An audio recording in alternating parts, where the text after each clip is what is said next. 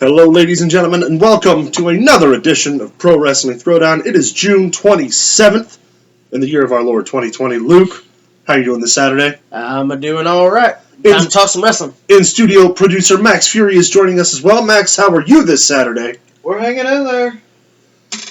Did you notice we've got our social distancing here? Social distance. We're not wearing masks though, because we already kiss on the mouth. Yeah, and why would I wear a mask to hide this? We don't kiss on the mouth. Sometimes. All right, well, let's get right into it with what's the news in wrestling. It was a week, friends. First of all, as we covered last week, there is fallout coming from this movement. Wrestlers, companies holding their talent accountable. We have a list already of names who've been released. It's happening quicker than a lot of people give a lot of credit for. Michael Elgin, who's been accused of being in situations like this before, has been released by Impact. Or indefinitely suspended, but he's been released. Right. Tessa Blanchard, now she wasn't released for this reason, for the speaking out reasons. No, but I think it might have had something to do with it. She was released for not doing her fucking job. Well, and to be fair, I mean, she only had a week left on her contract anyway. I mean, when you have a job that you don't like being there, that last week of the 2-week notice, most people don't go in. And we weren't there. We don't know maybe how the relationship with her and Impact was. Maybe she just wasn't happy. In wrestling, the time-honored tradition is to do the job, and she didn't do the job. So. Dave Chris, Joey Ryan, both released. Ligero has been released from NXT. Travis Banks has been released from NXT UK. Travis Banks and Ligero, I guess that's how you say it. Ligero. Very talented, young, up-and-coming wrestlers. I mean, but goes to show don't be a douchebag. Can't be a piece of shit.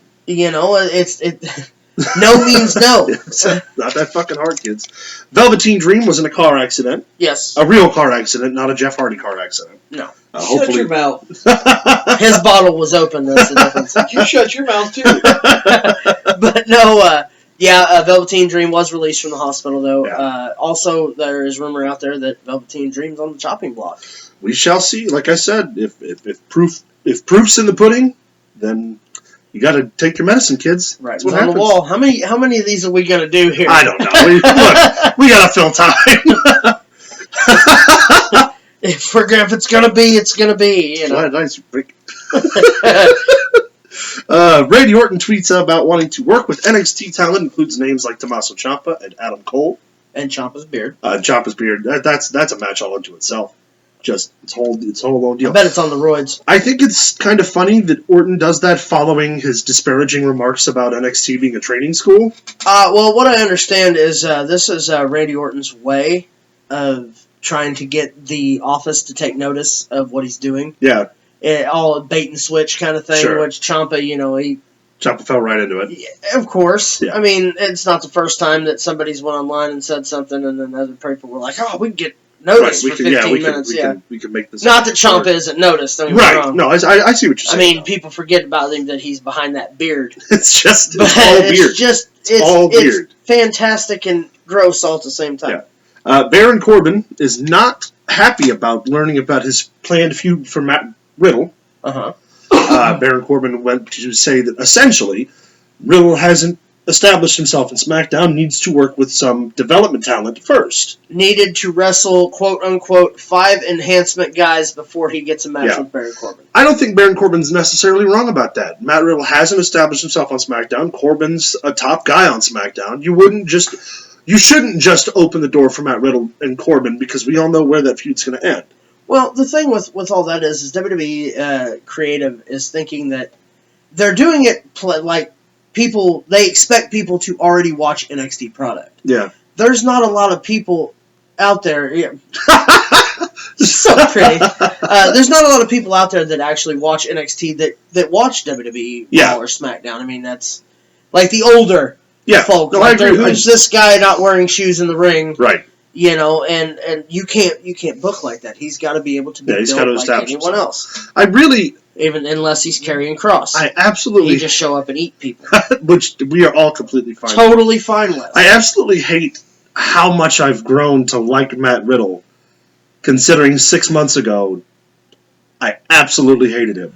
I don't mind Matt Riddle. I mean, he's talented, obviously. Yeah. Otherwise, he wouldn't be where he is now. Yeah. But again, I'm with you and the whole Baron Corbin thing. I mean, who's he beat? Yeah, he needs to establish himself. He had a fight with a guy, Thatcher. Yeah. And which was one of the coolest Hell fights I've ever seen in my life. Awesome concept. But again, he lost. Yeah. And then he comes in his debut on SmackDown and defeats AJ Styles. Yeah. Something's not. It doesn't feel like it's weighed right. No, I agree with that. I agree completely. Cody Rhodes, as you all know, has been buying up trademarks that the WWE has let slip. Yes. WWE is now promoting a two-series television event called Great American Bash in the style of the GAB, and Cody Rhodes, AEW is opposite that with Fyter Fest. Either way, Cody Rhodes has gone on to say that he's not holding a grudge for them using the name Great American Bash. I mean, they own it. They own it, and not he doesn't. So can't really... I mean, he doesn't want him to use that. I'm sure he could trade him the Horseman trademark for it. But if I was him, I'd hold on to that Horseman trademark. Yeah, that one's never going away. To hold that close to the vest, yeah. And then the last big bit of news we've got here is the Dice NWA Television Champion has been granted his release from the NWA. Well, again, that falls into the category of I don't like to ever see a champion just walk away. That falls into the Tessa Blanchard thing. But I mean, if you're not on TV, I started saying what's the point of being TV champion? Right, they're not working. They had to deal with Dave Lagana resigning.